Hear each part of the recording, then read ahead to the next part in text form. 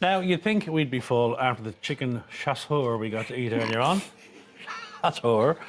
But there's always room for dessert, isn't there? There certainly is when Shane Smith is around. Shane is here, he stayed with us, and he's making profiteroles. Profiteroles, yes. One of my favourite desserts, really? Shane. Yeah, absolutely. Really nice. Accountants love this.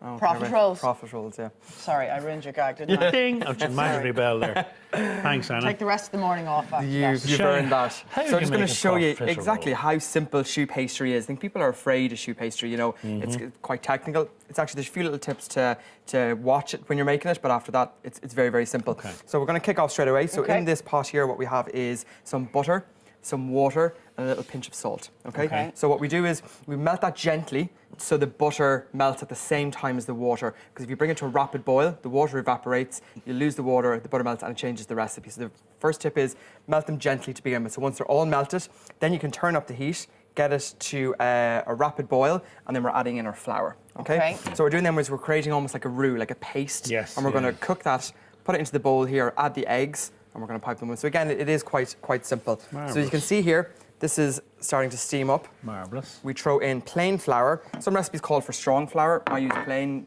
To be honest, I don't see much of a difference, to be honest. I get the same results. So you cook this out here. As you can see here now, it's starting to form almost like a paste, like a roux.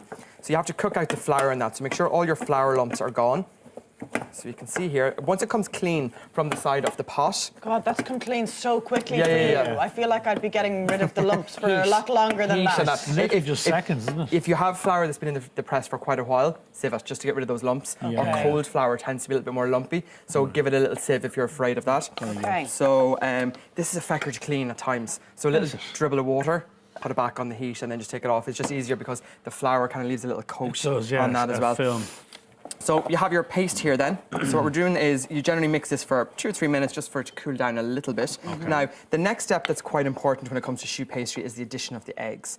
Each recipe may vary slightly. You may not need all of the eggs. You have to kind of do it by eye. Okay, so if it calls for 2 eggs, I'd be putting in 1 egg and then drizzle in the second one. Because if it gets too runny, it won't hold its shape when you pipe it. So it's something that you just need to be, and that's really the only other tip. Do you want me to add eggs while you're stirring there? Well, listen, sure you could do. Just don't add too much because then it'll be ruined. Certainly. A lot of pressure. You say when? So the moving bowl. Go on, you can throw. Okay, so you're drip feeding it in. Yes, that's the first one in there now. So we mix that until it's all combined in. Make sure and scrape down the sides. And what we're looking for then is a nice, smooth, I suppose, a paste almost that you can pipe. So we're just going to keep mixing it up here. Did you add? There's about 1 in there. Okay. Do you want a bit more? Or are you happy enough? No, we'll just give it. We'll let it all kind of combine. With the egg, no, it's all right. We'll rein it back in. Did I break it? I think you ruined the whole Have I broken the profiteroles? I can. Profiteroles. I've broken the profiterole. I don't believe it. Now, so we keep mixing it here. You can see here now the lumps are starting to go. See, I think the egg quantity is actually perfect because look at that coming together now. It is coming together. It does. It takes a little minute now. See how that's thickened up? Now, thank you. You're welcome. So we take another little drizzle. Oh, you want more, do just you? a tiny Right. little bit. Yeah. Well, you. There we go. There we he go. always likes to have the last bit, doesn't he? Now, so as you can see, nice, I'll help silky. in future, Shane, okay?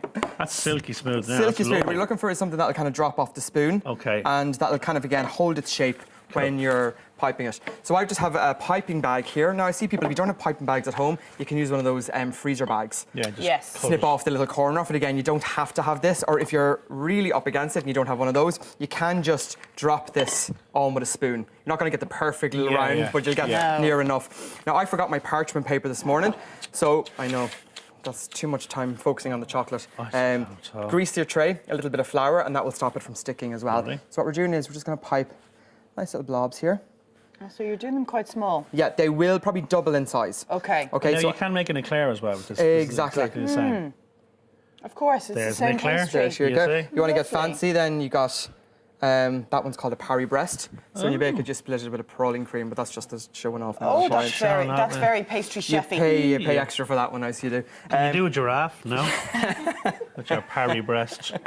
Notions. What did you say? It's called a Paris breast. Paris breast. So that Paris breast. little bit of flaked almonds on top, bake as it puffs up, and then you cut it in half. You fill it with a praline cream. It's very nice. Lord, so these into a hot oven. So the one secret with the oven with this, preheat your oven good and hot. So have it at around maybe 200, and then drop the temperature down when you put it into about 180, because it needs that hit to make your profiteroles kind of to pop up. Let's talk chocolate. So let's talk chocolate. What we have here then, when they come out of the oven, you let them cool for a minute or two, and then what you do is make a little hole in the base. I'm just going to lift them up here to show you, and that allows the steam to come out.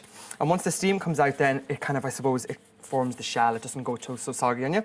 Okay. Now, so I'll just... They really do double in size, don't they? They do, yeah.